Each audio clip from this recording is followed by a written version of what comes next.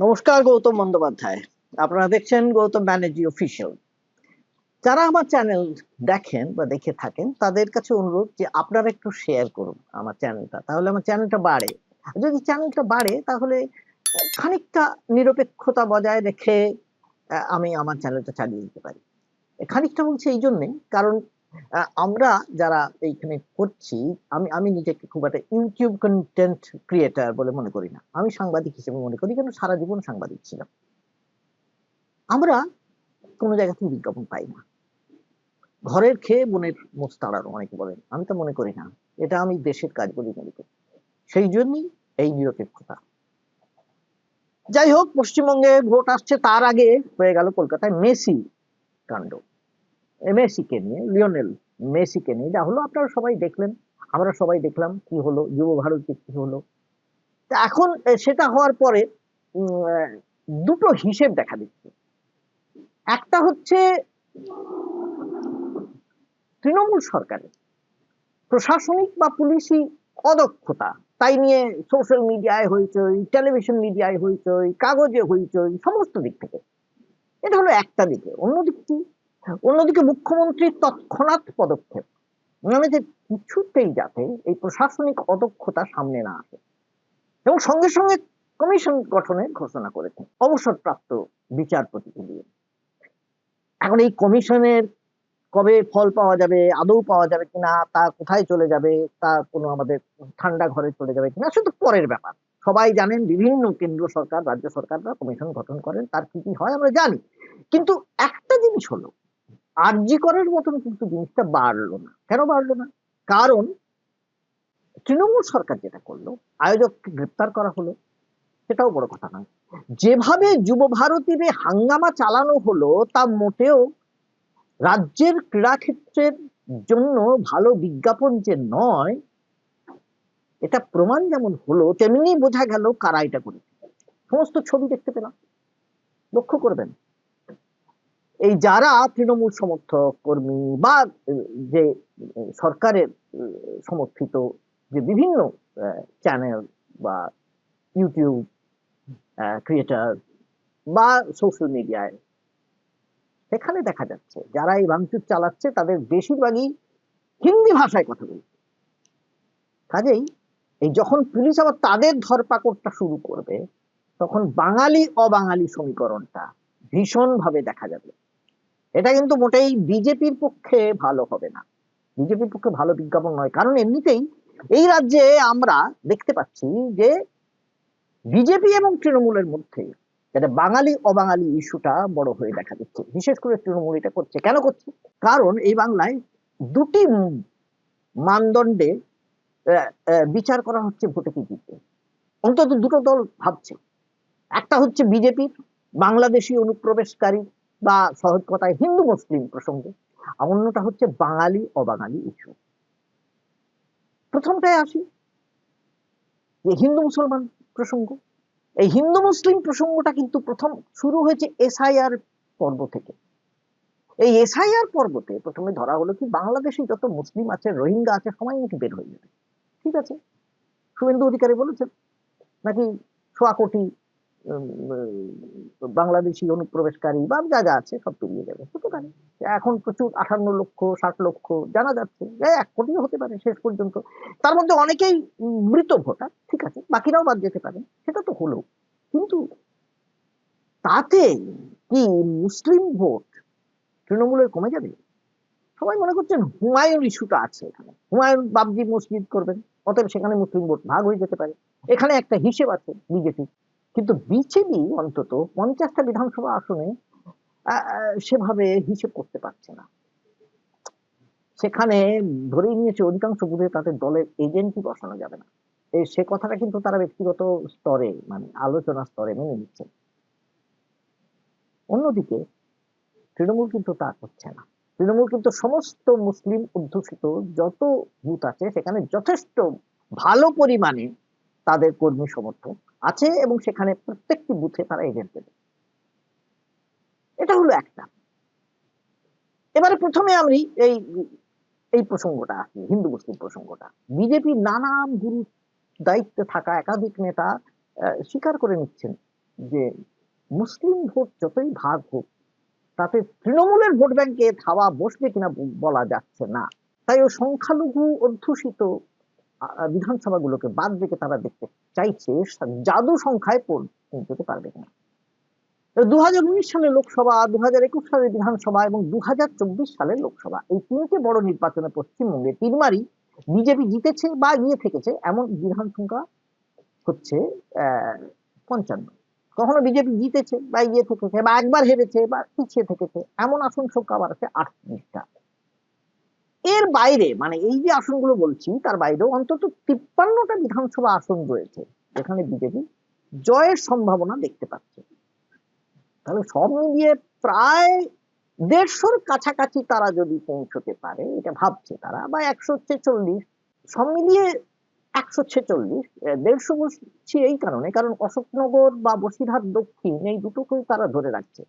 148 বা যাই হোক, এই 150 বা 148 যদি পৌঁছে যায় তাহলে জাদু সংখ্যায় পৌঁছে গেল।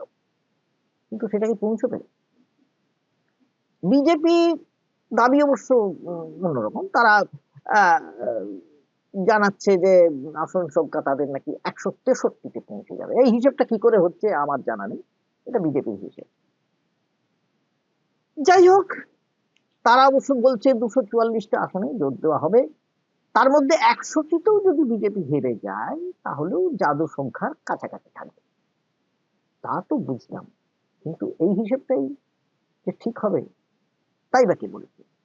তৃণমূলের হিসেবটা কিন্তু আরো মারাত্মক। তৃণমূল বলে রাখছে এবারে ফের হিন্দু মুসলমানে এসআইআর, যে এসআইআর তৈরি হয়েছিল এই বাংলাদেশি মুসলিম প্রসঙ্গ নিয়ে, সেখানে কিন্তু হিন্দুরা প্রচন্ড নাজেহাল, পাগল হয়ে যাচ্ছে। প্রত্যেক দিন সেন্ট্রাল ইলেকশন কমিশন অফিস থেকে যা যা রিপোর্ট আসছে, খবর আসছে, খবরের কাগজে দেখাচ্ছে, টেলিভিশনে দেখাচ্ছে, তাতে হিন্দুরা পাগল হয়ে আছে। বহুদিন আগে যারা বাংলাদেশ থেকে এসেছেন একসময় শরণার্থী হয়ে, বহুদিন আগে যারা এই দেশে বসবাস, যাদের ছেলেপুলেরা কাজ করছে, চাকরি করছেন, দিনের পর দিন হিন্দুরাও পাগল হয়ে যাচ্ছেন। তারা বলছেন যদি না ওঠে, কারণ নামের হয়তো সামান্য ভুল আছে, কারণ হয়তো নামটা পেট নেম দেওয়া আছে, বাড়ির নামটা দেওয়া আছে, নিজস্ব নামটা নেই, কারণ হয়তো কোথাও নন্দ ঢুকে গেছে, কুমার ঢুকে গেছে পরে। সবাই পাগল হয়ে যাচ্ছেন। এরকম তো আগে ছিল না। এইরকম ভোট তো কেউ দেখেনি আগে, পশ্চিমবঙ্গে এরকম ভোট কেউ দেখেনি আগে। এটা কেন হলো? এই যে হিন্দুরা নাজেহাল হয়ে যাচ্ছে, তার ফলটা কি হবে? তার ফল কিন্তু নেতিবাচক হওয়ার সম্ভাবনা দেখা দিয়েছে প্রবল ভাবে। মানুষ বিরক্ত হয়ে যাচ্ছেন, কিছু বিরক্ত হয়ে যাচ্ছেন। এখন একটা জিনিস হতে পারে যে প্রচুর লোকের ভোট বাদ চলে গেল, ইলেকশন পেরিয়ে গেলে আবার তারা ভোটার হিসেবে ঢুকে পড়লেন তালিকায়, হয়ে গেল, সেটা হতে পারে। কিন্তু সেটা হবার আগে তৃণমূলের মমতা বন্দ্যোপাধ্যায় কি কত সহজ প্রতিপক্ষ? মোটেই নয়, অত্যন্ত কঠিন প্রতিপক্ষ।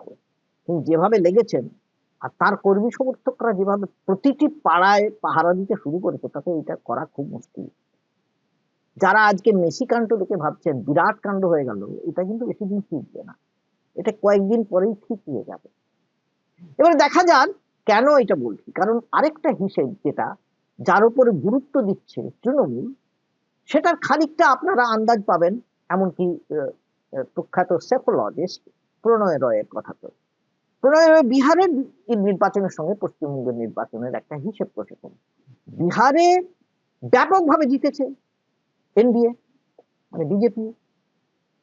2020 সালে যেখানে এনডিএ বিহারে ভোট ছিল 37.3%, সেখানে মহাগঠবন্ধনের ভোট ছিল 37.2%। মানে 0.1%-এর ডিফারেন্স ছিল, পার্থক্য ছিল। একবারে টান টান লড়াই হয়েছিল, আমরা জানি সেটা। 2025-এ কি হলো? এনডিএ মানে বিজেপির যে জোট 46.6% পৌঁছে গেছে ভোট, 9.4 মানে প্রায় 10% ভোট বৃদ্ধি হয়েছে। কিন্তু অন্যদিকে যে মহাগঠবন্ধন বা মহাজোট, তাদের কিন্তু ভোট কমেনি, তাদের কিন্তু 37.9% আছে, ভোট কিন্তু কমেনি, সামান্য বেড়েছে। কিন্তু কি হলো? এনডিএর ভোটটা বিশাল ভাবে বেড়ে গেল। কি করে বাড়লো? কাদের ভোট বাড়লো? এদের ভোট কমলো না, তাদের ভোটটা কাদের বাড়লো? এইবারে একটা হিসেব করেছিল আলাদাভাবে বিজেপি। সেই হিসেবটা ছিল যারা ফ্লোটিং ভোটার, কিরকম ফ্লোটিং মানে যারা ইন্ডিপেন্ডেন্ট ভোটার বা ছোট ছোট দলকে ভোট দেয়, সেখানে কিন্তু খুব বড় ভোট ছিল, এবং সেই ভোটটা সংগঠিতভাবে বাড়াতে প্রায় 8.5% ভোট বেড়েছে এনডিএ। এই ভোটটা এক জায়গায় কেন্দ্রীভূত হয়ে গিয়েছে, এনডিএতে কেন্দ্রীভূত হয়েছে, ছোট দলগুলো বা ইন্ডিপেন্ডেন্সরা হাওয়া হয়ে গেছে, উবে গিয়েছে। সারা ভারতে এটা কিন্তু গড়ে 4.2% হয়, সেটা 8.6% হয়েছে ওখানে। তাহলে কি হলো, এই যে ফ্লোটিং ভোটার কমে গেল, তা কমেছে প্রায় 7.6%। এই গোটা ভোটারটা কিন্তু চলে গিয়েছে এনডিএতে। পশ্চিমবঙ্গে কি হবে?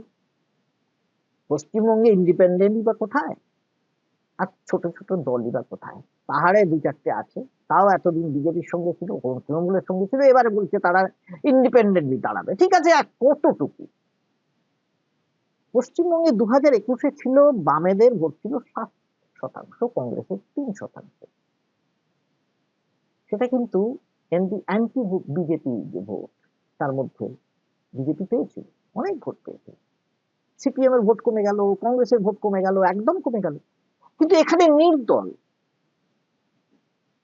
1.6%, ছোট দলগুলো সব মিলিয়ে 2.3%-এর মতন, যা হিসেব দেখছি, যে সমীক্ষায় যেটা পাওয়া গেছে। তাহলে একমাত্র যদি তৃণমূল, মানে তৃণমূলের যে বিক্ষুব্ধ, তারা যদি ভেঙে যায় এবং ভেঙে গিয়ে তারা যদি বিজেপিকে ভোট দেয়, তাহলে বিজেপির লাভ হবে। কিন্তু সেটা খুব কঠিন। আমি যদি 2021-এর হিসেব দেখি, অনেকে বলবেন না লোকসভার হিসেব দেখবো না, কিন্তু হিসেবটা তো বিধানসভা থেকেই করতে হবে। যদি দেখি তাহলে প্রায় 10% ভোট বেশি পেতে হবে বিজেপিকে। সেটা পাওয়া কি সম্ভব? খুব কঠিন। বিশেষ করে মহিলা ভোটার এবং গ্রামীণ ভোটার, এই গ্রামীণ এবং মহিলা ভোটারের ভোট যদি না কমে মমতার, তাহলে বিজেপির পক্ষে এই রাজ্যে কিছুতেই শাসন ক্ষমতা দখল করা সম্ভব। সেই জন্য বিজেপির হাতে ছিল ইলিগাল ইমিগ্রেন্ট ইস্যু, এই যে অনুপ্রবেশকারী যে ইস্যু।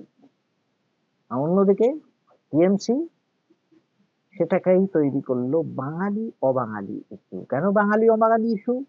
কারণ মূলত বিজেপির যত নেতা বাইরে থেকে আসছেন, এবারে কমিয়ে দিয়েছে ওরা, কারণ দেখেছে এতে ক্ষতি হচ্ছে ওদের। কিন্তু কমালেও তো চলবে না, প্রধানমন্ত্রী আসবেন, স্বরাষ্ট্রমন্ত্রী আসবেন, জেপি নাড্ডা আসবেন, এরা তো আসবেনই। এবং যে ভোট ব্যাংক, অবাঙালি ভোট ব্যাংক, সেই ভোট ব্যাংকটা যেহেতু বিজেপি, কাজেই সেখানে সেখানে কিন্তু তৃণমূল ভীষণ ভাবে, যাকে বলা হয়, কামড়ে ধরে বসে থাকবে, যাতে সেখানে তাদের ভোট না কমে। বাঙালি অবাঙালি ইস্যু কিন্তু একটা বড় বড় রকমের একটা প্ল্যাঙ্ক তৈরি হবে। এই আগামী নির্বাচনে মেসি কাণ্ডই হোক আর ওই বিজেপির হিসেবেই হোক, তৃণমূল কিন্তু আরেকটা হিসেবে ধরে আছে, এবং তাদের হিসেবে তারা বলছে তারা 230টা আসন তো পাবেই পাবে। কে ঠিক বলছে আমরা জানি না, বিজেপির হিসেব ঠিক হবে কিনা, তৃণমূলের হিসেব ঠিক হবে আমরা জানি না, আমরা দেখতে থাকবো। তবে একই সঙ্গে এটাও বলতে হবে যে মুখ্যমন্ত্রী ক্রমেই শুধুমাত্র রাজনৈতিক নয়, প্রশাসনিক দক্ষতার যদি পরিচয় দিতে পারেন, তাহলে তিনি আবার এই কার্যত রাজ্যকে নিজের আয়ত্তে আনতে পারবেন, না হলে কিন্তু পারবেন না। তার পাশে এই অরূপ বিশ্বাস এবং সমস্ত যা যা আছেন, তারা যে সমস্ত মন্ত্রীরা, তারা যা যা করে দেখাচ্ছেন, সেটাই যদি করে বেড়ান, তাহলে কিন্তু তার দলে নয়, প্রশাসনে তার আধিপত্য শুধু না, তার কর্তৃত্ব খর্ব হয়ে যাবে। আজ এই পর্যন্তই, আবার আপনাদের সঙ্গে দেখা হবে পরের এপিসোডে। সকলে ভালো থাকবেন আর আমার সঙ্গে থাকবেন। নমস্কার।